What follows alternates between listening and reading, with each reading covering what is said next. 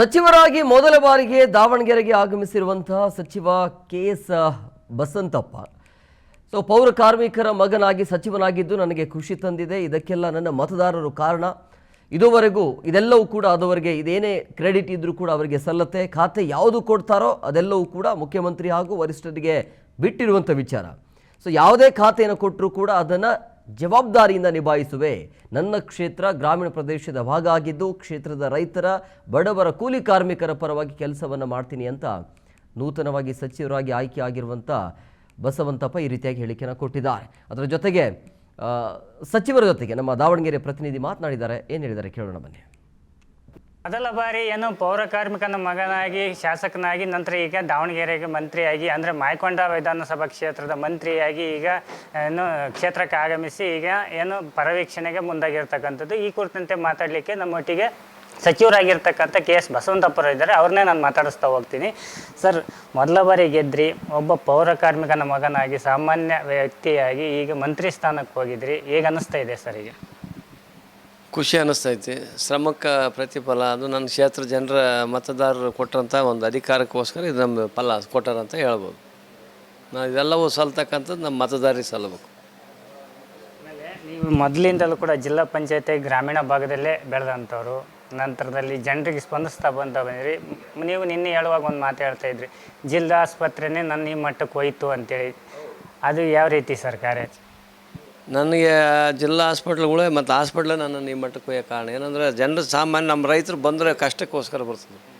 ಅವರ ಕಷ್ಟ ಸುಖಗಳು ಸ್ಪಂದಿಸಿದ್ದಕ್ಕೆ ನಾನು ಅಲ್ಲಿ ಹೋಗಿ ನಿಂತಿದ್ದು ಅವ್ರು ಕೆಲಸ ಮಾಡಿ, ಅಥವಾ ಯಾರಾದರೂ ಮರಣ ಹೊಂದಿರೋ ಮಾರ್ಚರಿಯಲ್ಲಿ ಹೋಗಿ ಹೆಣ ಕೊಯ್ಯಿಸಿ ಅವನ್ನೆಲ್ಲ ಕಳಿಸಿ ಅವನ್ನೆಲ್ಲ ಮಾಯದಪ್ಪ ಮಾಡಿಸೋದು, ಮತ್ತು ಯಾರು ಆಪ್ರೇಷನ್ ಅವರಿಗೆ ವೆಂಟಿಲೇಟರ್ ಸಿಗೋಲ್ಲ ಅಂದರೆ ವೆಂಟಿಲೇಟ್ರು, ಮತ್ತು ಬೇರೆ ಬೇರೆದೇನು ಅಲ್ಲಿ ಮೂಲ ಸೌಕರ್ಯ ಸಿಗೋಲ್ಲ ಅಂದ ಸಂದರ್ಭದಲ್ಲಿ ನಮ್ಮ ರೈತರಿಗೆಲ್ಲ ಒದಗಿಸ್ಕೊಟ್ಟು ಬೆಡ್ ಕೊಡಿಸಿ ಏನಾರು ಮಾಡ್ತಕ್ಕಂಥದ್ದನ್ನು ನಿರಂತರವಾಗಿ ಮಾಡ್ಕೊಂಬಂದು ಆ ಒಂದು ನನಗೆ ಫಲನ ನಮ್ಮ ರೈತರ ಬಾಯಲ್ಲೇ ಬಂತು. ನಮ್ಮ ರೈತರು ನಮಗೇನೋ ಬಸವಂತ ಅಣ್ಣ ಹತ್ರ ಹೋದ್ರೆ ಒಂದು ನಮಗೆ ಸ್ವಲ್ಪ ಒಳ್ಳೇದಾಗತ್ತಪ್ಪ ಅನ್ನೋ ಭಾವನೆ ಬಂದಮೇಲೆ ನಾನು ಎಲ್ಲರೂ ಸಹ ನನ್ನ ಕಾಂಟ್ಯಾಕ್ಟ್ ಮಾಡಿ ಯಾವುದೇ ಒಂದು ಆರೋಗ್ಯದಿರಲಿ ಅವ್ರ ಆರೋಗ್ಯ ಏನೇ ಇದ್ದರೂ ಸಹ ನನಗೆ ಫಸ್ಟ್ ಫೋನ್ ಮಾಡೇ ಬರ್ತಾರೆ. ಈ ಒಂದು ಬಾಂಧವ್ಯ ನಮ್ಮ ಮತದಾರರು ನಮ್ಮ ರೈತ ಬಾಂಧವ್ರ ಐತಿ. ಕ್ಷೇತ್ರದಲ್ಲಿ 108 ಬಸವಂತಪ್ಪ ಅಂತಲೇ ಒಂದು ಹೆಸರು ಪ್ರಚಲಿತ ಆಗಿರ್ತಕ್ಕಂಥದ್ದು. ಆ ಸಂದರ್ಭದಲ್ಲಿ ಈಗ ಮಂತ್ರಿಗಳಾಗಿದ್ದೀರಿ. ಇನ್ನು ಮುಂದಿನ ನಿಮ್ಮ ಕಾರ್ಯಚಟುವಟಿಕೆ ಇದೇ ರೀತಿ ಮುಂದುವರಿಯುತ್ತಾ ಹೇಗೆ ಅಂತ? ಈಗ ಯಾವ ದೊಡ್ಡ ದೊಡ್ಡ ಪ್ರಶಸ್ತಿ ತಗೋಕ್ಕಿಂತ ಈ 108 ಪ್ರಶಸ್ತಿ ಎಲ್ಲದಕ್ಕಿಂತ ದೊಡ್ಡದಂತ ನಾನು ಭಾವಿಸಿದ್ದೆ. ಎಲ್ಲ ಪ್ರಶಸ್ತಿಗಿಂತ ದೊಡ್ಡ ಪ್ರಶಸ್ತಿ ಅಂದರೆ 108. ಈ ಸರ್ವಿಸ್ ಕೊಟ್ಟರು ಮಾತ್ರ ಆ ಪ್ರಶಸ್ತಿಗೆ ಅರ್ಹರಾಕ್ಕಾರ. ಇದೇ 108 ಪ್ರಶಸ್ತಿನೇ ಇಲ್ಲ ಅಂದಾಗ ಬೇರೆ ಪ್ರಶಸ್ತಿ ಅನ್ನೋಕ್ಕೆ ಅರ್ಹತೆ ಪಡೆಯೋಕ್ಕಾಗಲ್ಲ. ಈಗ ಮಾಯಕೊಂಡ ಕ್ಷೇತ್ರ ಅಂದ್ರೇ ಒಂಥರ ಹಿಂದುಳಿದ ತಾಲೂಕು ಅಂತೇಳಿ ಒಂದು ನೆನಪಟ್ಟಿ ಒಂದು, ಯಾಕಂದರೆ ರೂರಲ್ ಭಾಗ, ಯಾಕಂದರೆ ಮಳೆ ಆಶ್ರಿತ ಪ್ರದೇಶವನ್ನು ಹೆಚ್ಚಾಗಿ ಹೊಂದಿರತಕ್ಕಂಥದ್ದು. ಈಗ ನಿಮ್ಮ ಈಗ ಸಚಿವರಾಗಿದ್ದೀರಿ, ಯಾವೆಲ್ಲ ಒಂದು ಯೋಜನೆಗಳು ಇಟ್ಕೊಂಡು ಜನರು ಮುಂದೆ ಹೋಗ್ತೀವಿ? ಅನೇಕ ಜ್ವಾಲಾಂತ ಸಮಸ್ಯೆಗಳು ನನ್ನ ಕ್ಷೇತ್ರದಲ್ಲಿದ್ದಾವೆ. ಬೇರೆ ಬೇರೆ ಕ್ಷೇತ್ರದ ಅಭಿವೃದ್ಧಿಗೂ ನನ್ನ ಕ್ಷೇತ್ರದ ಅಭಿವೃದ್ಧಿ ಭಾಳ ಕುಂಠಿತ ಆಗೈತಿ.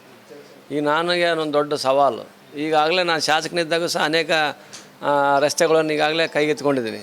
ಬೇರೆ ಬೇರೆ ಕಾಮಗಾರಿಗಳನ್ನು ಕೈಗೊಟ್ಟಿದ್ದೀನಿ. ನನಗೆ ಮೊದಲನೇದು ಏನಪ್ಪ ಅಂದರೆ 22 ಕೆರೆ ತುಂಬಿಸ್ತಕ್ಕಂಥ ಯೋಜನೆ ಮೊದಲು ಆಗ್ಬೇಕಾಯ್ತು. ಹಿಂದೆ ಆಗಿರ್ತಕ್ಕಂಥದ್ದು ನಾನೆಲ್ಲ ಈಗಾಗಲೇ ಅನೇಕ ಸದನದಲ್ಲಿ ಹೇಳಿದ್ದೀನಿ, ಬೇರೆ ಬೇರೆ ಸಮಾರಂಭದಲ್ಲಿ ಹೇಳಿದ್ದೀನಿ, ಶ್ರೀಗಳ ಹತ್ರನೂ ಮಾತಾಡಿದ್ದೀವಿ, ಎಲ್ಲ ಸಚಿವರ ಹತ್ರನೂ ಮಾತಾಡಿದ್ದೀವಿ. ಈಗ ನಮಗೆ ಮಾನ್ಯ ಮುಖ್ಯಮಂತ್ರಿಗಳು ಹಿಂದೆ ಅವರು ಜಲಸಂಪನ್ಮೂಲ ಸಚಿವ ಇದ್ದಂಥ ಸಂದರ್ಭದಲ್ಲಿ ಅವ್ರು ಒಂದು ಕ್ಷಣನೂ ಯೋಚನೆ ಮಾಡ್ದಂಗೆ ನಾವು ಮತ್ತು ಮಲ್ಲಣ್ಣರು ಹಿಂಗೆ ಹೇಳಿದ ತಕ್ಷಣ ಹಂಗೆ 75 ಕೋಟಿ ರೂಪಾಯಿ ಶಾಂಕ್ಷನ್ ಮಾಡಿ ಈಗ ಅದನ್ನು ಹಂತಕ್ಕೆ ಬಂದಿದೆ.